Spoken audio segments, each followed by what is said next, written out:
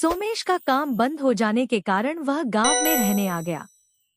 उसके साथ उसकी शहर की बीवी मोनिका और बेटा हनी था। सोमेश और मोनिका की शादी को कई साल बीत गए थे, लेकिन मोनिका को अभी भी खाना बनाना नहीं आता था। वे लोग शहर में एक कामवाली बाई को रखे थे, वो ही उनका सब काम करती थी। सोमेश और मोनिका को काम वाली बाई की तलाश थी। सोमेश भी गांव में काम ढूंढ रहा था, पर उसको गांव में कोई भी काम नहीं मिल रहा था और बाई भी नहीं मिल रही थी।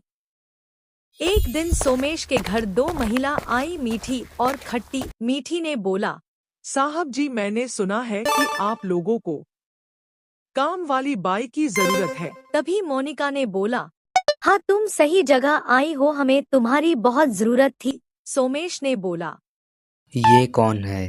साहब, ये मेरी बहन खट्टी है। यहाँ कोई बाई नहीं रखता, तो इस कारण काम ये भी करेगी। हम दोनों साथ में काम करेंगे साहब।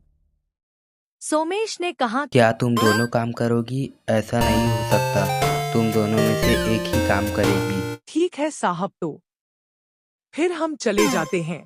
आप कोई और बाई देख लेना, कोई मिले तो। मोनिका बोल पड़ी, रुको रुको, हमें मंजूर है, तुम दोनों यहाँ काम कर सकती हो। सोमेश बोला, पर तुम दोनों को काम बांटना होगा, तनख्वाह भी एक की मिलेगी, खाना पीना सब मिलेगा।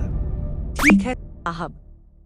उसके बाद दूसरे दिन से ही दोनों बहनें काम पर आने लगी। मीठी झाड़ू लगाती तो खट्टी खाना बनती। दोनों का काम करने का तरीका मोनिका और सोमेश को पसंद आया। मोनिका ने दोनों बहनों की तारीफ की और उनका धन्यवाद किया। सोमेश ने भी उनकी तारीफ की। अब मीठी हनी की भी देखभाल करने लगी। मोनिका को अब कुछ नहीं करना पड़ेगा, उनके घर के सारे काम, घर को संभालना, साफ सफाई, सभी चीजों दोनों बहनों के हाथ में थी। वे ही सारे काम करती। मोनिका बस उनको उनकी तनख्वाह बस देती थी। एक दिन मोनिका अपने बेटे के लिए शहर से सोने का चेन लाई। वो चेन बहुत ही चमकदार थी और महंगी थी। उसने चेन को कमरे में ऐसे ही रख दिया और बाहर चली गई। खट्टी ने ये सब देख लिया। वो लालच में आके चेन चुरा ली। मोनिका अंदर आई और अपने पति को चिल्लाई। सभी दौड़ कर आए। सोमेश ने बोला, क्या हुआ? मैं शहर से हनी के लिए सोने का चेन लाई थी, वो अब यहाँ नहीं है। सभी ने इधर उधर ढूंढा पर वो नहीं मिली। मोनिका बोली, इस कमरे में खट्टी तुम आई थी, बताओ वो चेन कहाँ है? मीठी बोली, मेरी बहन ऐसा नहीं कर सकती है।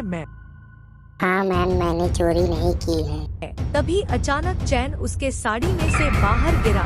खट्टी ने अपने आप को बहुत शर्मिंदा महसूस किया और बोली, आप सब मुझे माफ कर दीजिए, मैं लालच में आ गई थी, कृपया मुझे माफ कर दीजिए, मुझे काम से निकाल दीजिए।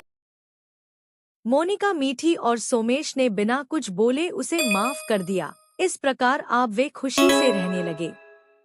इस कहानी से हमें यह सीखने को मिलता है कि हमें किसी का भरोसा नहीं तोड़ना चाहिए। लालच में आके इंसान कुछ भी कर सकता है, इसलिए हमें लालच नहीं करना चाहिए। गलती सबसे होती है, एक बार गलती सुधारने का मौका सबको मिलता है और हमें अपनी गलती स्वीकारनी चाहिए। इससे हमारी गलती भी माफ हो जाती